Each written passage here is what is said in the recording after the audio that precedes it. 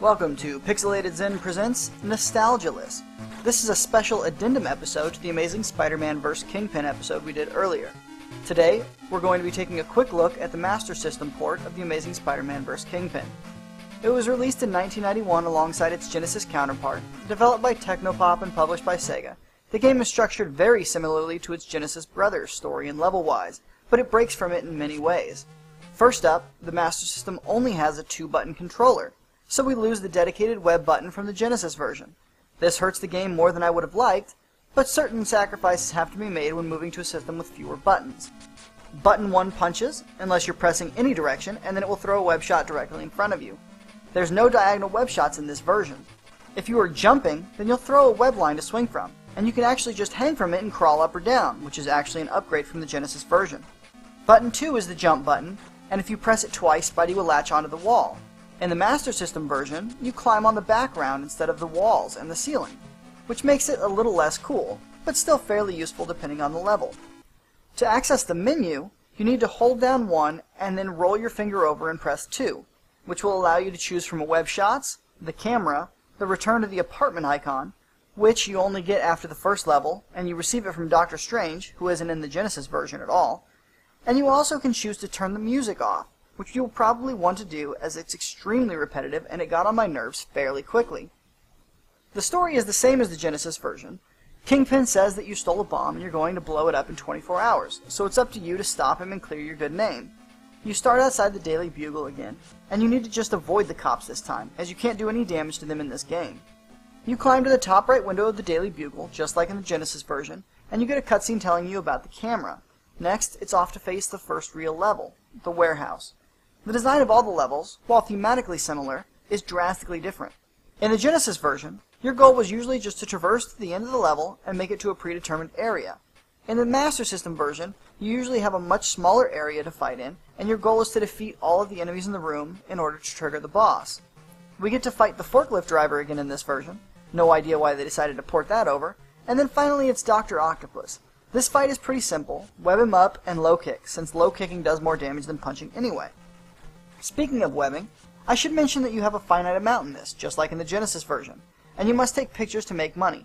The main difference is that it is really hard to tell how much web fluid you have left at a glance. You can have 8 cartridges on you, and each cartridge contains 32 shots of webbing before it runs out. Each of these is represented by either big dots or little tiny dots. Good luck telling if you've got enough spare while in the middle of a fight without going into the menu and counting dots. The health is similarly difficult to tell at a glance, though not as bad. After each level, you go to your apartment, where you can choose to rest, which will automatically give you 20% health and take 20 minutes off the clock. Or you can leave and go to the next level right away. Level 2 is the sewers, and where in the Genesis version you would take damage if you fell into the sewer water, in the Master System version you can't fall into the water, but there are trap pits all over. If you fall down one of these, you'll either have to be extremely good at wall crawling and jumping to get back up, or you'll have to use up some of your precious webbing. The goal of this level is the same as the last. Take out all the bad guys and the boss will appear. The lizard is a little harder to beat in this version, as he jumps around erratically without any clear pattern. I saved most of my webbing for the bosses and it really helped. After the fight, you still have to find the key, so head to the right and wait for the trap pit to open. Immediately web swing to the right, grab the key, and latch onto the wall to climb out of the hole. If you fall down, it's going to be a lot harder to get back out again, and you'll probably die. After that, it's on to the single hardest, most confusing, anger-inducing level in the game. I've read that most people quit here, and I'm not surprised. It's sad, really, since the rest of the game is pretty easy in comparison. For this level, you need to not jump up yet. First, you need to walk along the floor and turn off the 2 switches there. Then, walk back to the left side of the room, climb up to the top of the room, and then turn off the final switch. Finally, make your way to the top right to trigger the boss fight with Electro. All of this needs to be done while avoiding thugs with guns and bats that shoot lightning out of their butts. If you move too far up without deactivating the right switches, you might as well restart the level, as you're probably going to die from the ridiculous amount of lightning bolts. The fight with Electro is equally hard, as he seems just as random as the lizard, but he can shoot an array of electric bolts that resemble a shotgun blast. Once you finally do take him down, you still have to navigate through a puzzle of electric death to get the key, meaning you'll probably die several times here and have to start all over. It's infuriating. Oh, perhaps at this point I should mention that you only get 1 life and 0 continues. The next level is Central Park, and luckily there's no gorilla in this version. In fact, there are no other mini-bosses except for the forklift driver. You simply need to kill 2 thugs and Sandman comes out. Lure him near a hydrant, break it open, and you're done. It's the easiest level in the game. Next, it's the city once more, and here you just need to take out a few gun-toting thugs and your spider sense will alert you to a boss battle with the hobgoblin on the roofs. This fight is a lot harder than its Genesis version as you don't have diagonal web shots. After you do defeat Hobgoblin, Venom attacks just like in the Genesis version. Take him down while avoiding his jumps, and finally it's off to Kingpin's lair. Here, you will face different bosses depending on the difficulty you've chosen to play on. On Easy, you'll have to beat Dr. Octopus and the Lizard. On Difficult, you'll need to beat Electro, Hobgoblin, Venom, and Sandman. On Nightmare, you'll need to beat all of the bosses. Finally, you get to go to the bomb, and to turn it off, you just need to punch the right numbers until all the lights are off. Don't worry, it won't explode like its Genesis counterpart. There's no Mary Jane in this version, so once you finally do get to Kingpin, it's a much less stressful fight.